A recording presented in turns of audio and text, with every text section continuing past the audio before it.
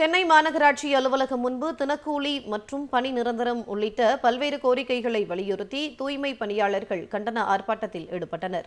பணி நிரந்தரம், நிர்ணயிக்கப்பட்ட ஊதியம் மற்றும் உணவுப்படி உள்ளிட்ட பல்வேறு கோரிக்கைகளை வலியுறுத்தி தூய்மை பணியாளர்கள் கண்டன ஆர்ப்பாட்டத்தில் ஈடுபட்டனர். சென்னை மாநகராட்சி அலுவலகம் முன்பு உழைப்போர் உரிமை இயக்கத்தின் தலைவர் பாரதி தலைமையில் 50க்கும் மேற்பட்ட தூய்மை பணியாளர்கள் இந்த போராட்டத்தில் பங்கேற்றனர்.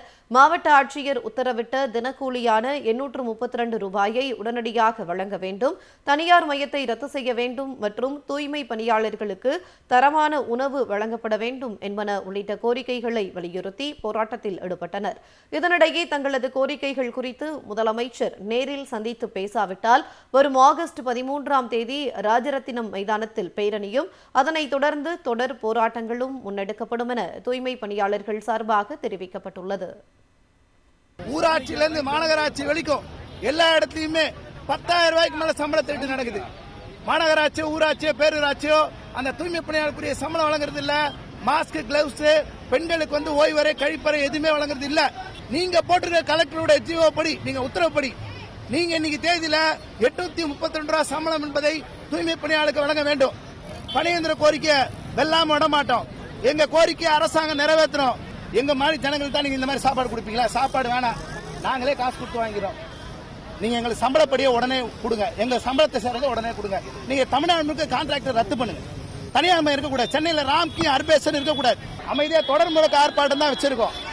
அடுத்து 13ஆம் தேதி பேரணி நடத்துறோம். ராஜரத்ன ஸ்டேடியத்துல கையெழுத்தெல்லாம் வாங்கி எடுத்துட்டு வரோம். தமிழ்நாடு முழுக்க வரப்போறாங்க. அடுத்த கட்டம் முதலமைச்சர் எங்களை சந்திக்கணும் கேட்க போறோம். சந்திக்கலைன்னா தொடர் போராட்டத்தை நாங்க அறிவிச்சோம். சென்னை மாநகராட்சி அலுவலகம் முன்பு தினக்கூலி மற்றும் பணி நிரந்தரம் உள்ளிட்ட பல்வேறு கோரிக்கைகளை வலியுறுத்தி தூய்மை பணியாளர்கள் கண்டன ஆர்ப்பாட்டத்தில் ஈடுபட்டனர். பணி நிரந்தரம், நிர்ணயிக்கப்பட்ட ஊதியம் மற்றும் உணவுப்படி உள்ளிட்ட பல்வேறு கோரிக்கைகளை வலியுறுத்தி தூய்மை பணியாளர்கள் கண்டன ஆர்ப்பாட்டத்தில் ஈடுபட்டனர். சென்னை மாநகராட்சி அலுவலகம் முன்பு உழைப்போர் உரிமை இயக்கத்தின் தலைவர் பாரதி தலைமையில் 50க்கும் மேற்பட்ட தூய்மை பணியாளர்கள் இந்த போராட்டத்தில் பங்கேற்றனர். மாவட்ட ஆட்சியர் உத்தரவிட்ட தினக்கூலியான 832 ரூபாயை உடனடியாக வழங்க வேண்டும், தனியார் மையத்தை ரத்து செய்ய வேண்டும் மற்றும் தூய்மை பணியாளர்களுக்கு தரமான உணவு வழங்கப்பட வேண்டும் என்பன உள்ளிட்ட கோரிக்கைகளை வலியுறுத்தி போராட்டத்தில் ஈடுபட்டனர். இதனிடையே தங்களது கோரிக்கைகள் குறித்து முதலமைச்சர் நேரில் சந்தித்து பேசாவிட்டால் வரும் ஆகஸ்ட் 13ஆம் தேதி ராஜரத்தினம் மைதானத்தில் பேரணியும் அதனைத் தொடர்ந்து தொடர் போராட்டங்களும் முன்னெடுக்கப்படும் என தூய்மை பணியாளர்கள் சார்பாக தெரிவிக்கப்பட்டுள்ளது. ஊராட்சியிலிருந்து மாநகராட்சி வரைக்கும் எல்லா இடத்துலயுமே 10,000 ரூபாய்க்கு மேல சம்பள திருட்டு நடக்குது. மாநகராட்சியோ ஊராட்சியோ பேரூராட்சியோ அந்த தூய்மை பணியாளர்களுடைய சம்பளம் வழங்குறது இல்ல. மாஸ்க், கிளவுஸ், பெண்களுக்கு ஓய்வறை, கழிப்பறை எதுவுமே வழங்குறது இல்ல.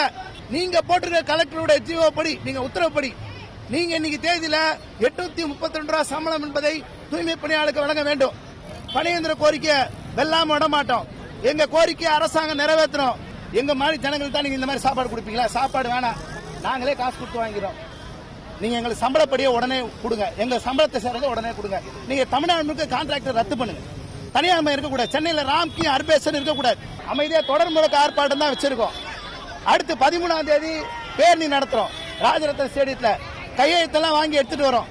தமிழ்நாடு முழுக்க வரப்போறாங்க. அடுத்த கட்டம் முதலமைச்சர் எங்களை சந்திக்கணும் கேட்க போறோம். சந்திக்கலைன்னா தொடர் போராட்டத்தை நாங்க அறிவிச்சோம்.